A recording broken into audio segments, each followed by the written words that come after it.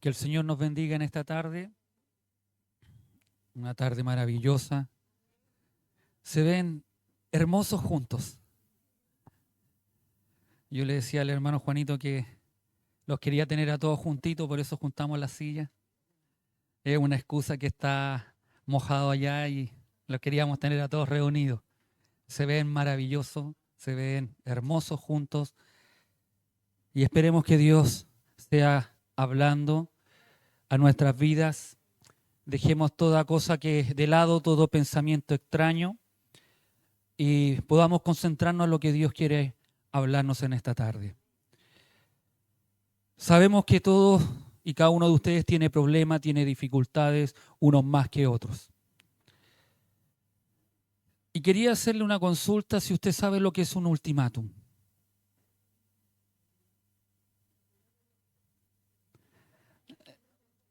Una última oportunidad. Y parto con eso, diciéndole que hoy Dios nos da una última oportunidad.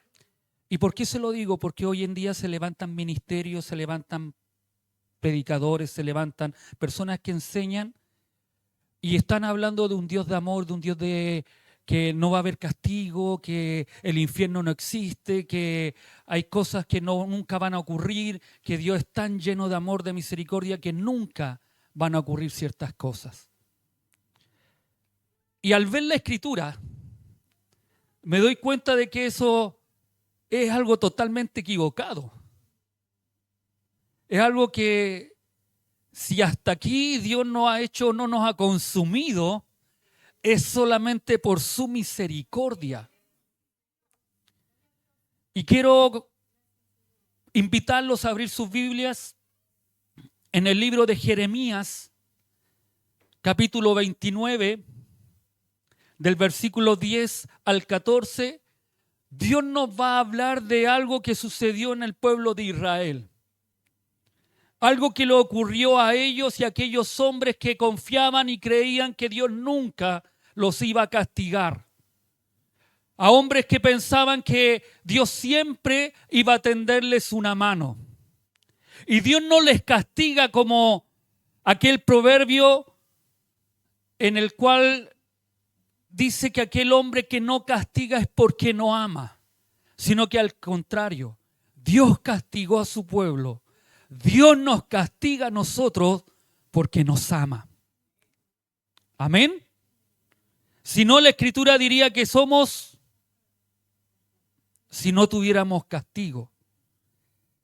No digo que en este momento usted y yo estamos pasando por un castigo de Dios, pero hay circunstancias en nuestras vidas en que Dios nos da un ultimátum o si no, puede venir un castigo.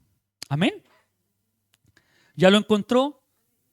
Jeremías capítulo 29, versículo 10 al 14 le damos lectura en el nombre de nuestro Señor Jesucristo.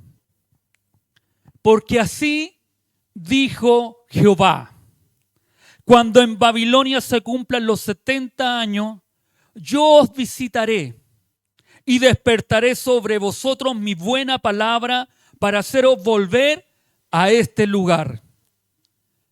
Porque yo sé los pensamientos que tengo acerca de vosotros, dice Jehová, pensamiento de paz y no de mal, para daros el fin que esperáis.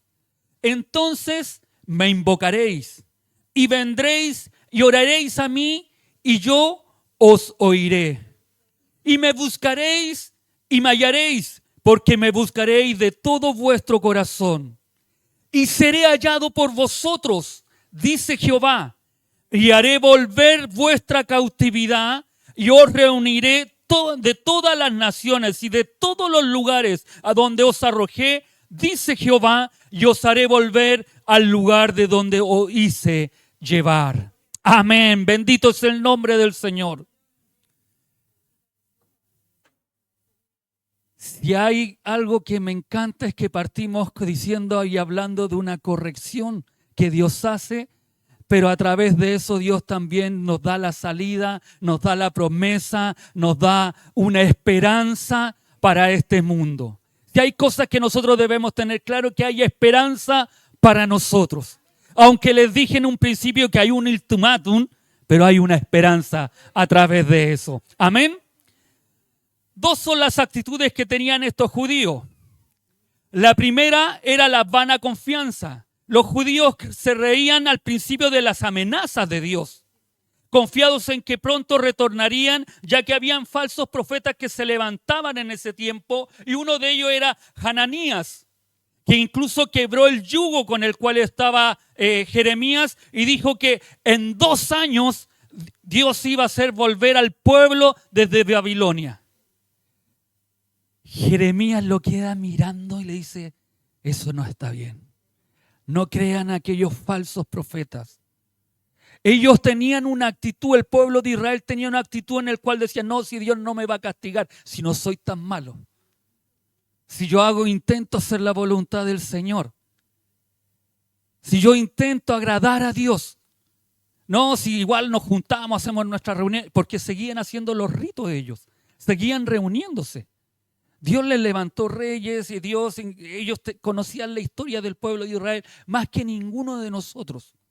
Ellos sabían cómo Dios los había sacado de mano poderosa desde Egipto, donde los llevó por el desierto, donde Dios les suplió sus necesidades. Donde después cuando cruzaron el mar, cuando tuvieron la tierra prometida, cuando llegaron y tuvieron aquella tierra, hasta Josué hicieron la voluntad del Señor. Y la Escritura nos dice que después vino un tiempo de tanta maldad que hubieron, tanta maldad que hicieron que cada uno hacía lo que ellos querían y se levanta el tiempo de los jueces. Y levantaba y por esto ellos pensaban y se reían y decían, no, si Dios no nos va a castigar, Dios no es tan malo. Dios no va a hacer esto con el pueblo de Israel, porque ellos apenas clamaban a Dios, apenas oraban a Dios, Dios les levantaba un juez que los libertaba de aquella nación que los oprimía. Y así estaba una y otra vez, una y otra vez. Pasó ese tiempo de los jueces y viene el tiempo de Samuel, de los profetas y viene de los reyes. Y en ese tiempo de los reyes, Dios levanta un hombre que es Samuel, que es el último profeta, dice, o el último sacerdote que hace la voluntad del Señor. Que la palabra que él decía nunca caía a tierra hasta que no se cumpliera. Y dice la Escritura que el pueblo de Israel empezaron a pedir un rey. Queremos un rey, queremos que alguien nos gobierne, ya no queremos estar en la dirección de Dios, sino que queremos un rey. Dios les complació y les dio un rey, les dio a Saúl. Saúl no hizo la voluntad de Dios y Dios dice que lo iba a sacar y les da un rey conforme a la voluntad de Dios, a David. David no hizo las cosas tan bien tampoco, también tuvo sus errores, como cada uno de nosotros tenemos nuestros errores. Y él tuvo que cargar, usted vea la historia de David, él tuvo que cargar con el pecado por no hacer la voluntad de Dios. Y desde ahí David, sus hijos se pelearon entre ellos, hasta una violación hubo entre sus hermanos. Imagínense la historia de David, pero era un hombre conforme al corazón del Señor.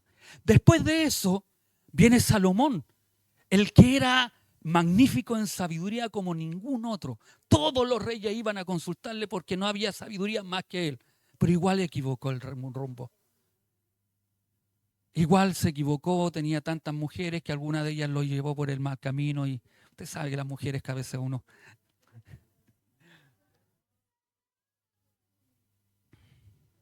Por eso el Señor dice que hay que ser fiel a una. Amén. Equivocó el camino y después de la muerte de Salomón, el pueblo de Israel se dividió en 2 reinos, el reino del sur y el reino del norte. Uno de los reinos nunca hizo la voluntad del Señor, cada vez fue peor y obviamente fue destruido antes.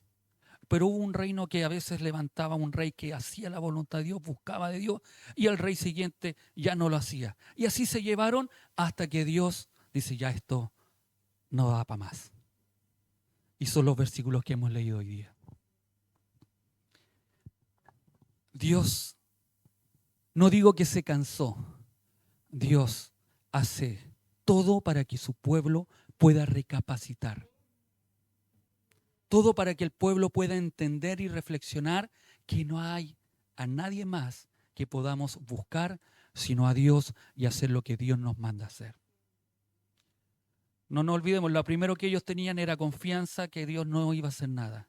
Pero lo otro que ellos pensaban, porque después de la confianza o de la vana confianza que ellos tenían, viene la desesperación.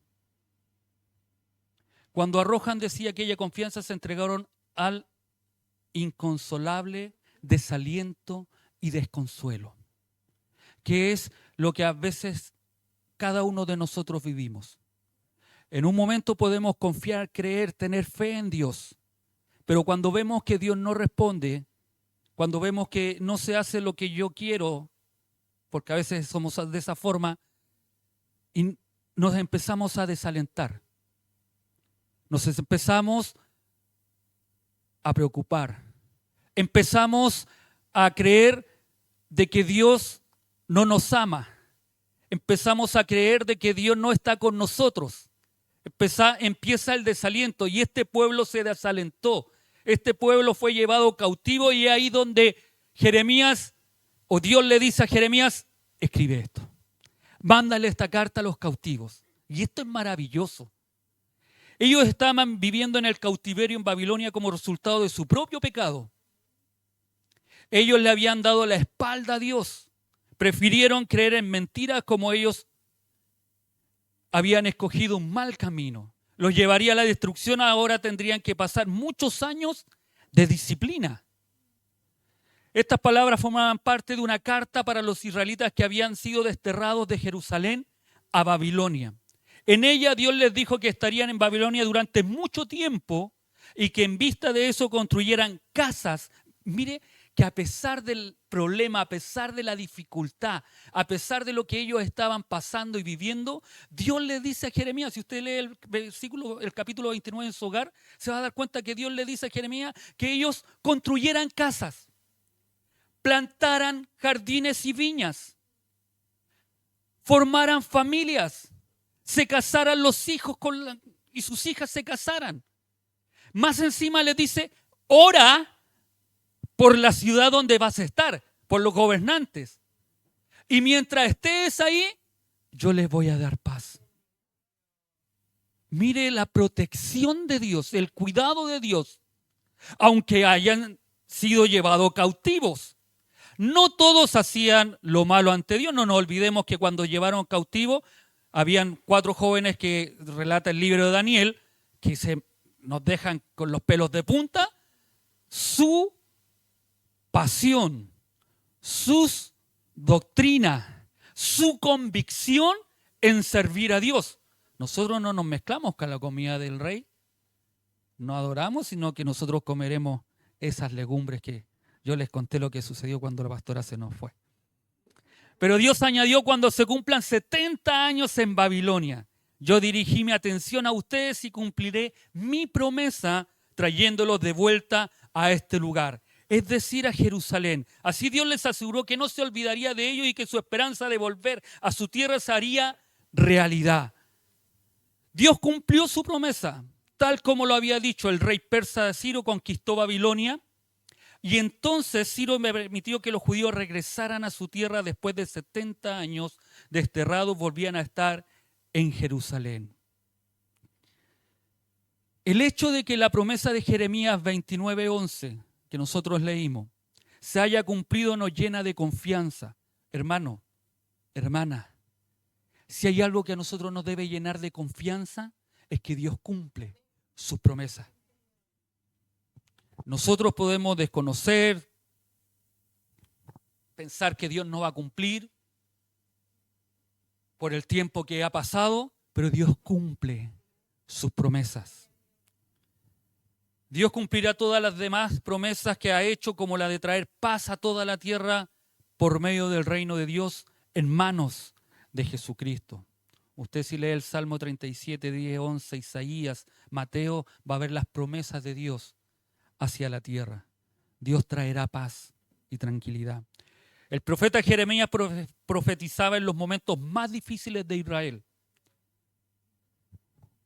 No solo porque ellos estaban mal o porque ellos servían a otros dioses, sino que fueron llevados. ¿Y por qué decimos que en el momento más difícil de Israel? fue porque ellos necesitaban una palabra de esperanza. Ellos estaban exiliados en Babilonia. Era vivir momentos difíciles invadidos por los babilónicos, sacados de su tierra, arrancados de sus tradiciones y viviendo como esclavos. Esa era la situación de este pueblo cuando Jeremías le escribe: estarán 70 años solamente allá. Hay un dicho muy popular que dice: no hay mal que dure 100 años. Y no le voy a agregar lo que dice. Pero Dios no permite que nuestros problemas, pecados, nuestras faltas, Dios siempre da la salida y la solución al castigo o a lo que podamos estar viviendo o la situación que estemos llevando. Este pueblo había sido llevado cautivo no porque hacía bien las cosas, como dije anteriormente, por su pecado, por no hacer la voluntad de Dios, por faltarle a Dios. Y no me refiero a que, como alguno puede pensar, si no venimos a la iglesia nos vamos a castigar, el pastor, no. El no hacer la voluntad del Señor no significa estar aquí. El no hacer la voluntad significa no llevar mi vida de acuerdo a lo que Dios quiere, a lo que Dios tiene escrito, a lo que Dios tiene determinado.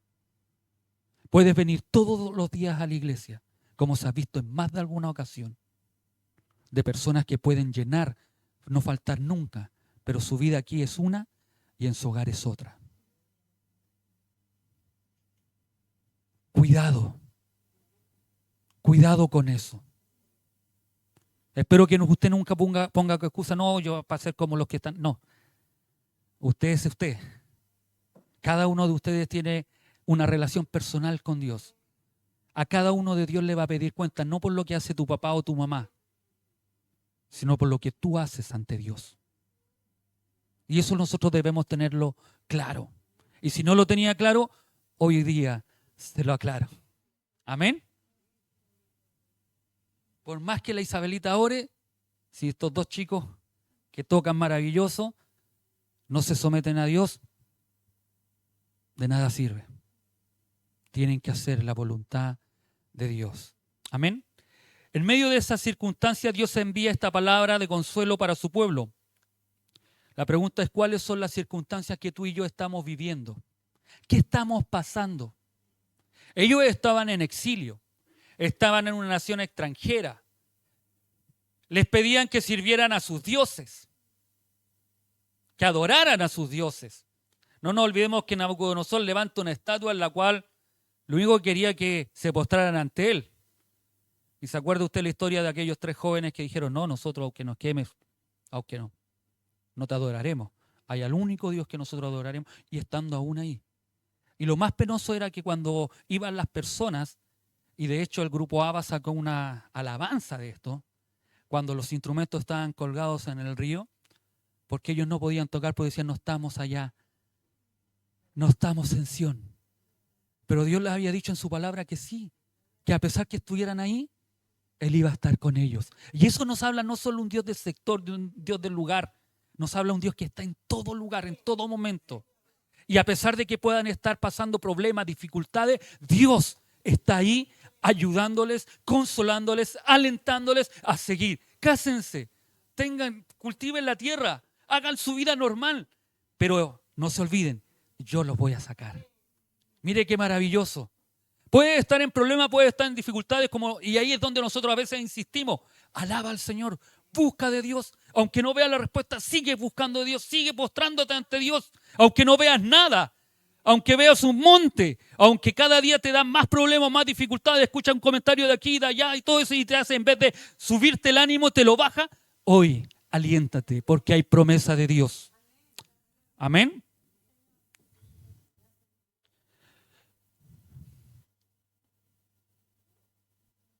Cuando el profeta habla que Dios tiene y planes para su bienestar, le está recordando al pueblo quién es su Dios.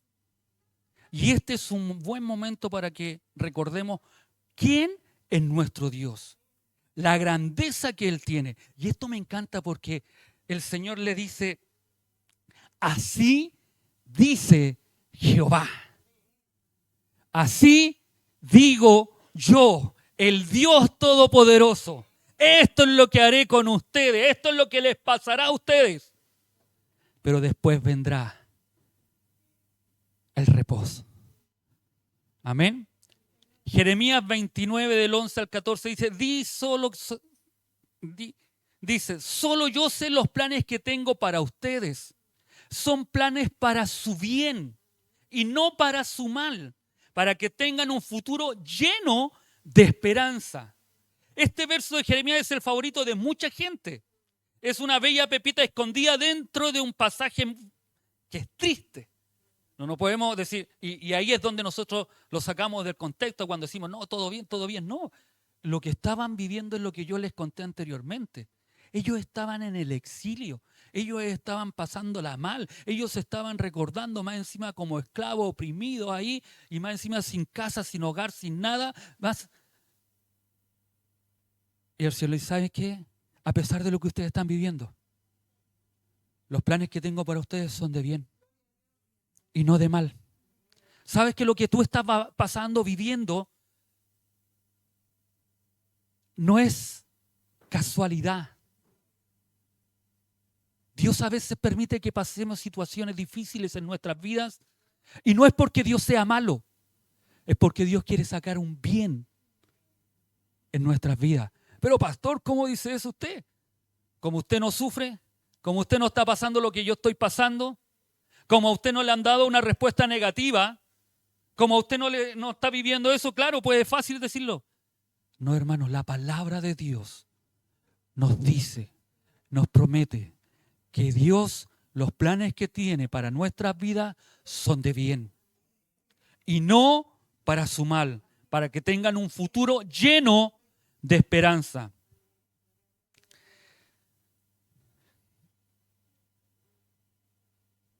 Cuando los judíos fueron a Babilonia, ellos eran gente idólatra.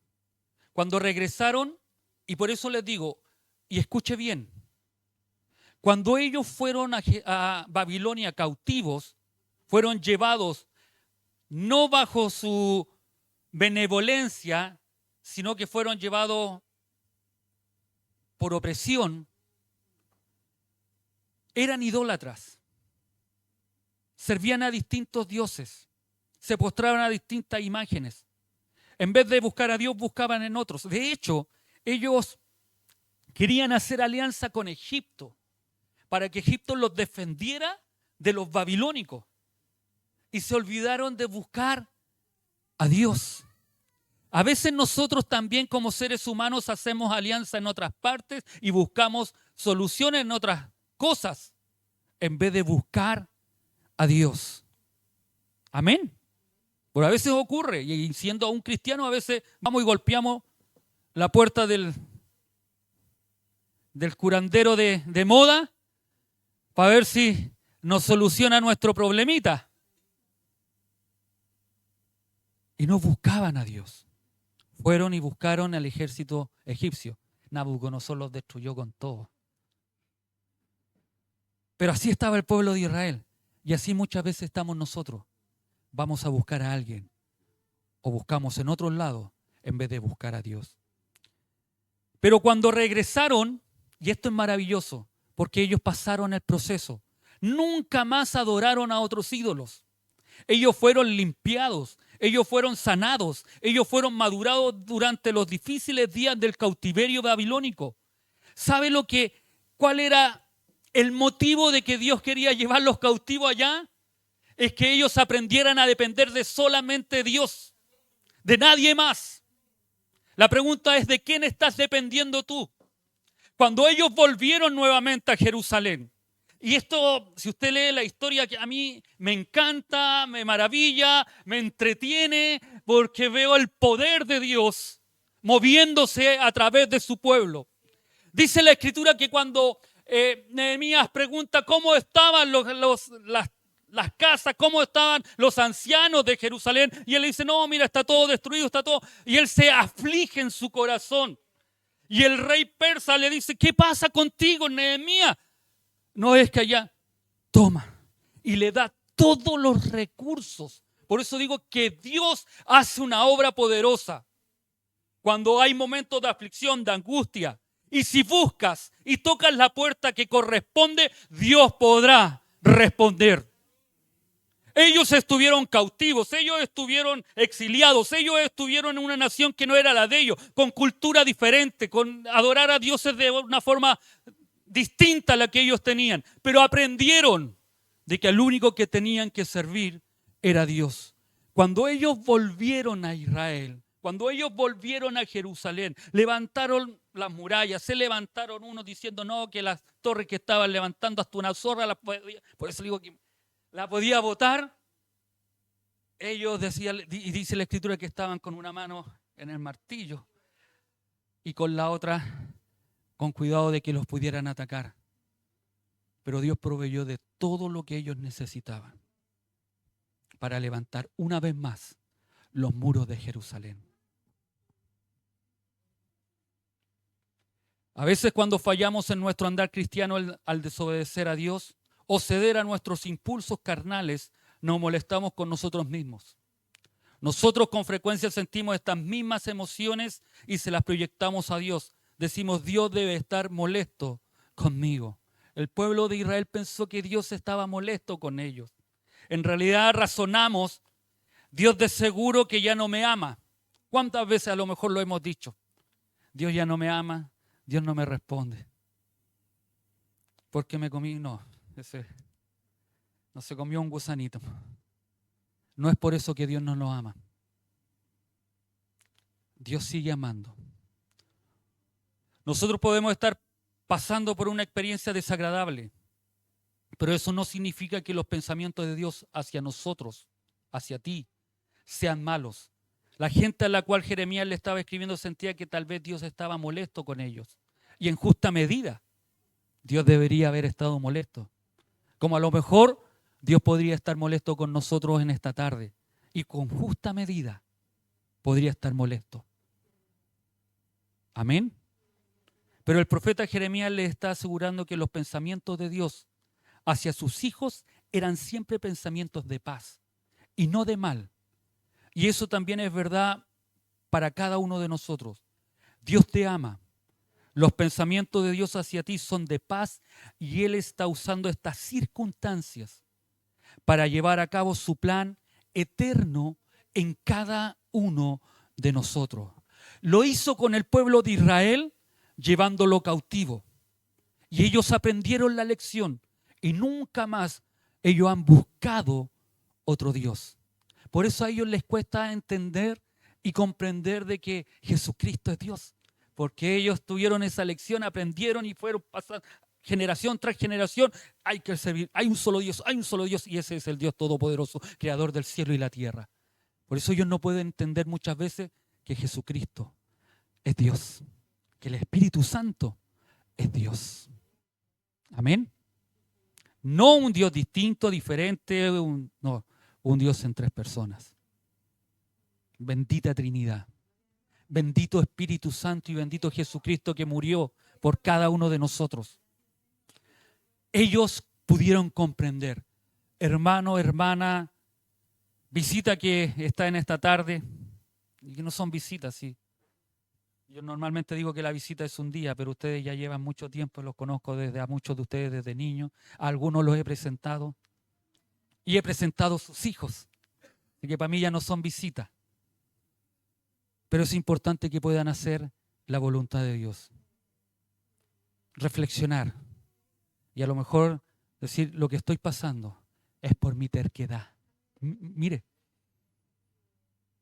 es por nuestra terquedad lo que vivimos a veces porque nosotros no queremos dar ese paso de decir, Señor, aquí estoy.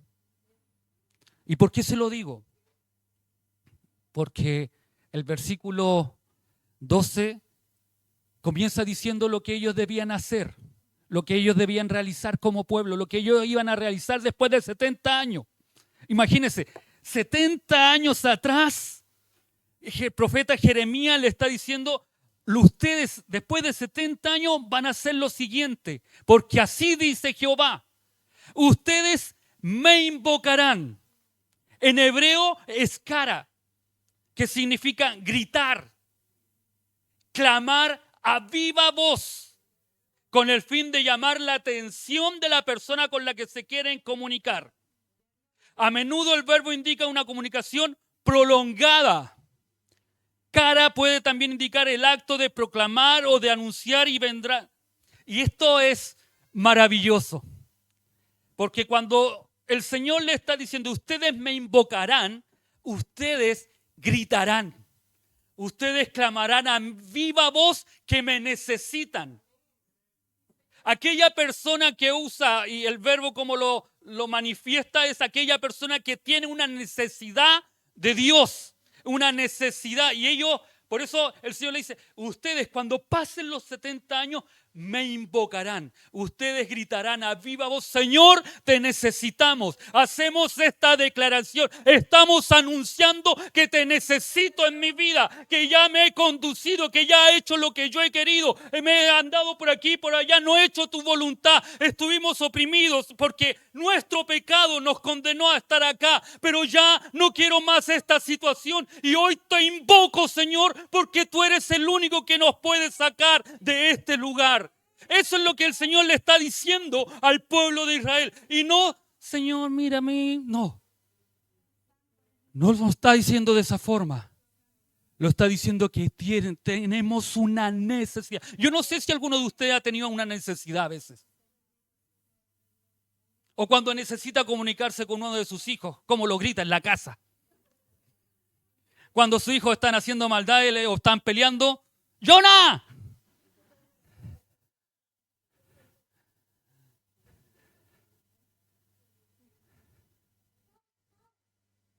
De esa forma en la que Dios dice que le invocarán,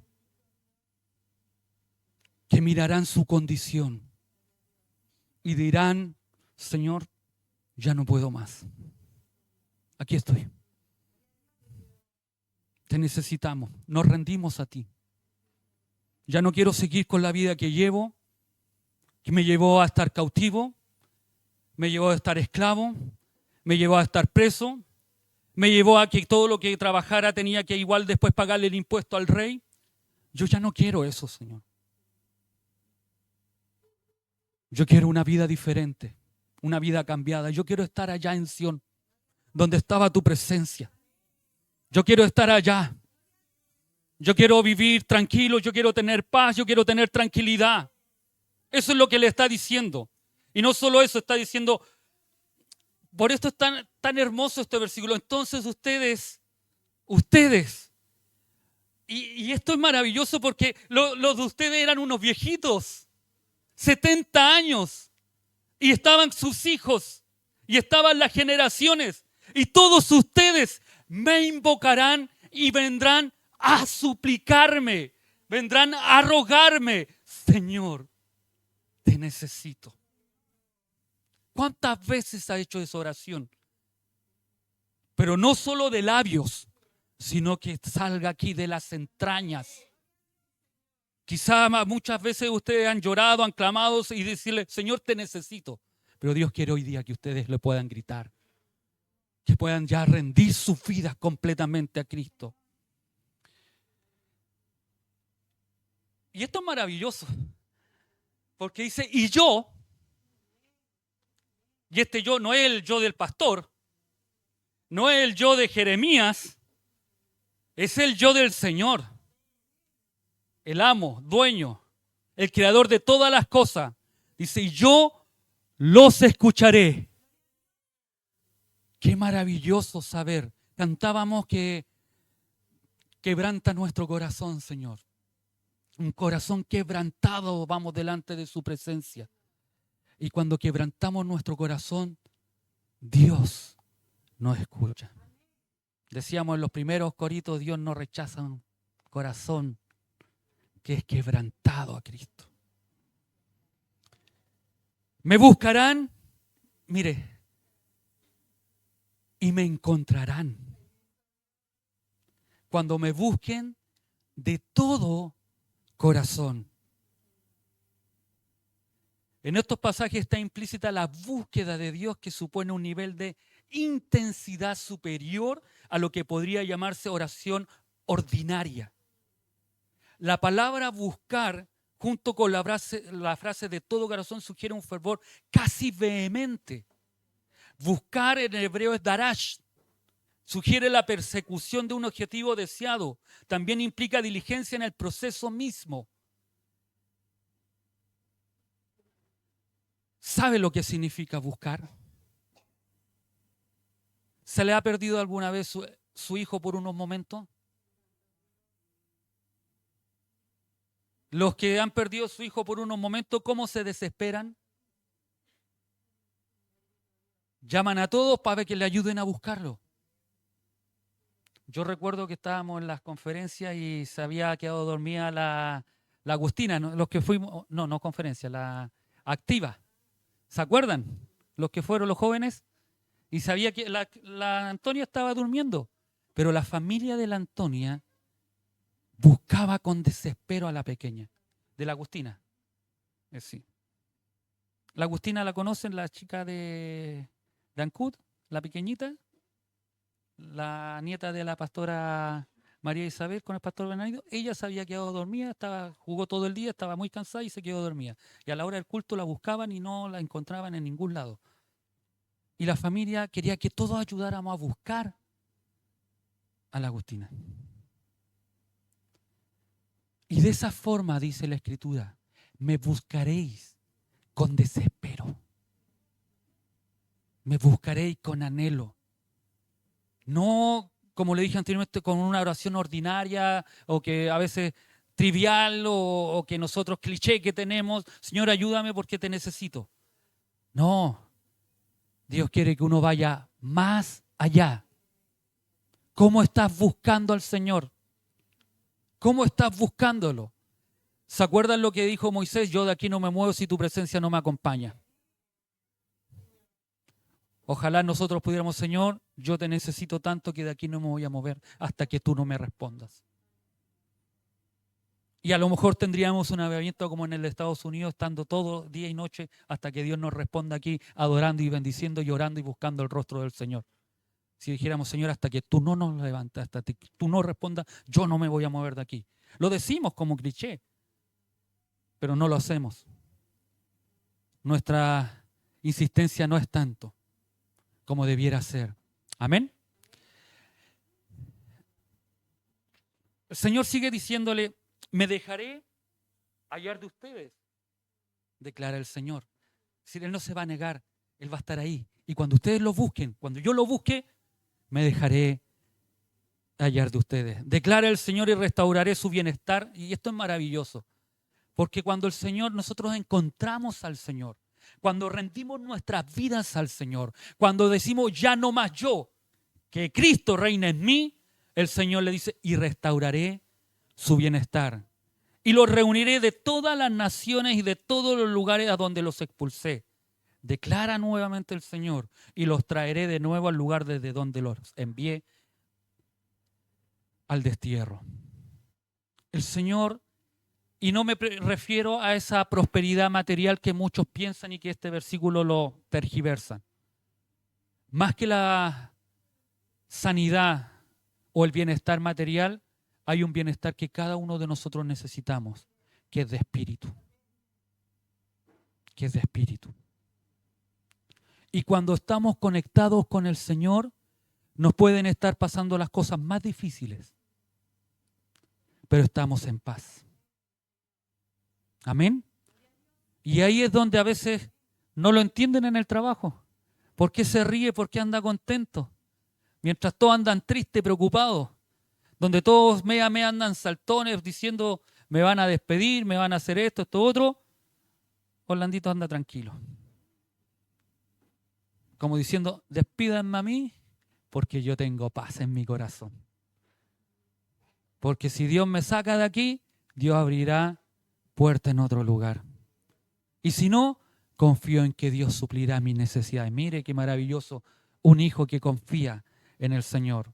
Dios contestará las oraciones de su pueblo cuando busquen a Dios. Ellos lo encontrarán, Dios lo restaurará de su exilio a la tierra que les había prometido. Dios todavía nos habla hoy a través de una promesa que hizo al pueblo judío en el exilio. Por lo tanto, en su contexto original, Jeremías 29:11 es la promesa de Dios a los judíos que vivían en el exilio, en Babilonia.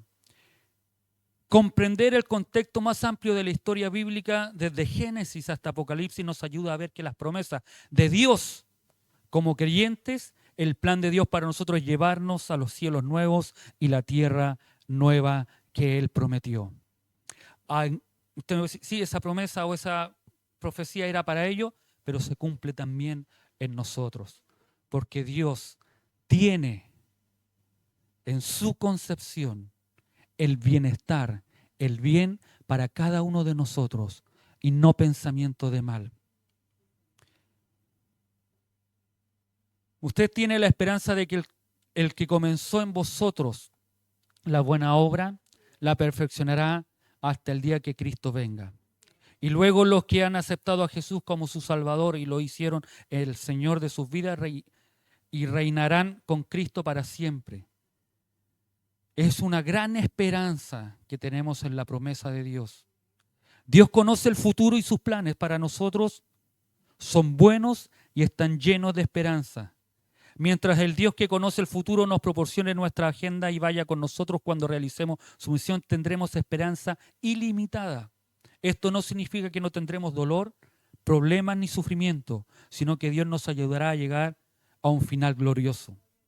Aunque el pueblo judío estuvo cautivo en Babilonia por 70 años, Dios nunca se olvidó de ellos. Él planeaba darles un nuevo comienzo, un nuevo propósito. Serían un pueblo nuevo, que sirviera para bendición a otras naciones. Y gracias a ese pueblo que estuvo cautivo, que estuvo ahí, vino nuestro Señor Jesucristo. Y de ahí nosotros pudimos llegar a este Evangelio Santo. En tiempos de graves problemas tal vez te parezca que Dios se ha olvidado de ti, pero en realidad te está preparando. Así como lo hizo con el pueblo de Judá, para que tengas un nuevo comienzo, siendo Él el centro de nuestras vidas. Amado hermano, amada hermana, hoy es tiempo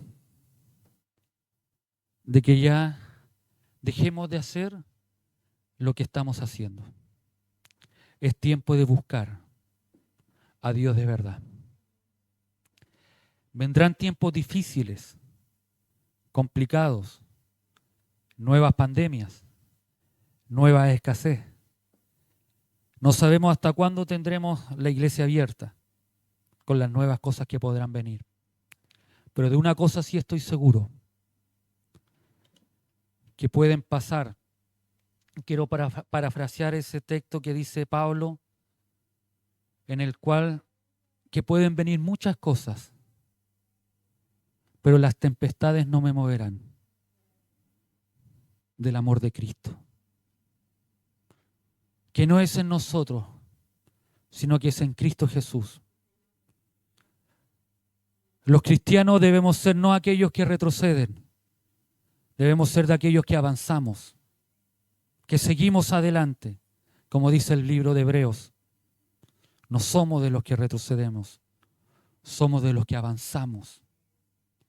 No mirando el pasado, sino que mirando el futuro, el presente, que está en Cristo Jesús. Es tiempo de poder buscar al Señor. Es tiempo de entregarnos. Es tiempo de invocar. Y como le dije, no solo una oración pasajera, sino que una oración desde las entrañas, desde ahí, de donde está el dolor, donde está nuestro corazón, como podríamos decir, y de las entrañas, como es la traducción, desde ahí, del dolor más angustioso, poderle decir, Señor, aquí estamos. Ya no puedo más. Necesitamos de ti. Necesitamos decirle al Señor aquel y utilizar ese catar que es invocar. Gritar la viva voz, Señor, ya no puedo más. Te necesito. Yo necesito a Dios constantemente. Y lo más hermoso de todo, que Dios está presto para escucharte, para oírte, para decirte, aquí estoy. Yo te voy a oír, te voy a escuchar, pero necesito que tú me invoques. Amén. Póngase de pie, vamos a orar al Señor. Voy a invitar a mi hermana Sandrita a que nos lleve en oración y le dé gracias al Señor por la palabra.